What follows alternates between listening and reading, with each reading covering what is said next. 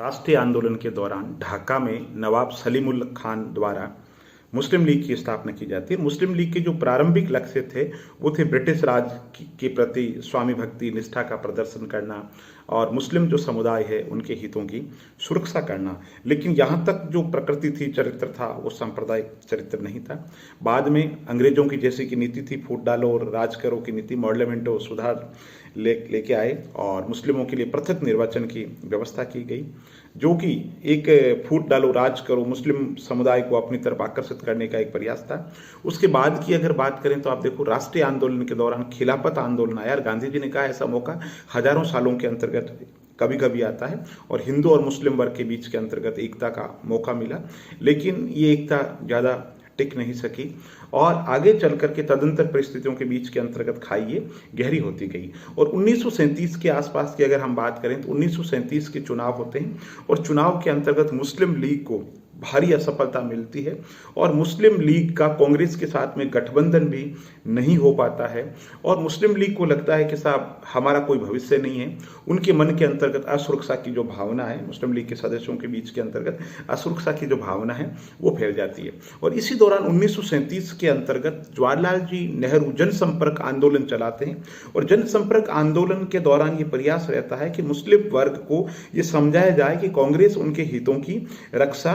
कर पाने में सक्षम है या कर रही है, ठीक है। लेकिन बोखलाई मुस्लिम लीग ने ये पूरा सिद्ध करने की कोशिश की कि कांग्रेस उनके हितों की रक्षा नहीं कर रही है और जहां पर कांग्रेस का शासन है वहां पर मुस्लिम जो वर्ग है उस पर असुरक्षा की जो भावना है वो बहुत ज्यादा है, मुस्लिमों के हितों की सुरक्षा नहीं हो पा रही है, ठीक है। और इन्हीं कारणों से मुस्लिम लीग ने जब ये प्रचार किया तो आम जो मुस्लिम वर्ग है उसके मन के अंतर्गत असुरक्षा की भावना आ गई और इसके बाद में जैसे कि वृद्धा शिक्षा योजना आई, मंदिर योजना आई, तो उससे भी मुस्लिम वर्ग के मन के अंतर्गत असुरक्षा की भावना आ गई और आम जो मुस्लिम वर्ग है उसको भविष्य को लेकर के, राजनीतिक भविष्य को लेकर और चीजों को लेकर के विभिन्न कारणों से असुरक्षा की जो भावना है और ज्यादा बढ़ने लगी। और हिंदू महासभा और हिंदू जो संगठन थे, हिंदू समाज के अंतर्गत जो सुधार हुए उसकी वजह से भी, हालांकि हिंदू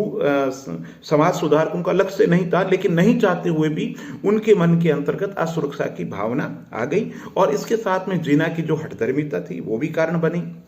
मुस्लिम जो वर्ग है उसके मन के अंतर्गत ये लगने लग गया कि कांग्रेस हमारे हितों की रक्षा नहीं कर पा रही है या भारत के अंदर हमारे हितों की सुरक्षा नहीं हो पा रही है, हमारा जो भविष्य है वो भारत के अंदर अंधेरे के अंदर है। और यही कारण और इन्हीं परिस्थितियों के अंतर्गत पाकिस्तान की जो मांग उठती है और आगे चल करके भारत का विभाजन होता है। बहुत बहुत धन्यवाद। तो दोस्तों, आप समझे होंगे कि मुख्य परीक्षा के अंदर जैसे हमने अभी इतनी चर्चा की, ठीक है, और यही अगर आपको सिर्फ 2 लाइन के अंदर पूछ ले कि पाकिस्तान की मांग के कारण क्या है तो आप बताओगे 1937 के चुनावों के अंतर्गत मुस्लिम लीग की असफलता, और दूसरा पॉइंट आप बताओगे मध्यम वर्ग के अंदर असुरक्षा की भावना, वृद्धा शिक्षा विद्या मंदिर योजना, और हिंदू महासभा हिंदू तो सुधारकों के कारण भय, और हिंदू धार्मिक सुधारकों के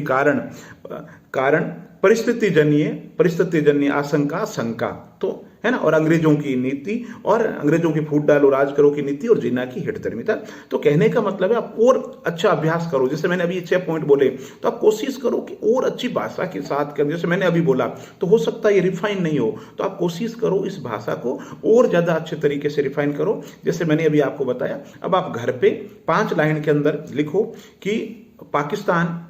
की मांग के उदय के कौन कौन से कारण थे। बहुत बहुत धन्यवाद।